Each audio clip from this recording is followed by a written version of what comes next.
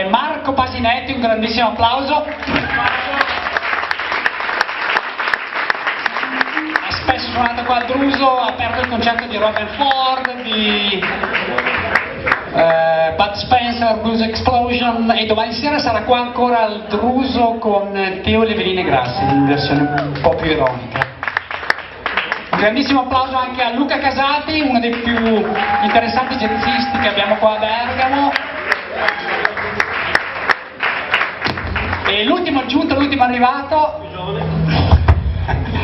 Giancarlo Cabrini. Se vi capita di passare in Val Seriana, l'ho trovato a suonare in duo, in trio, grandissimo chitarrista.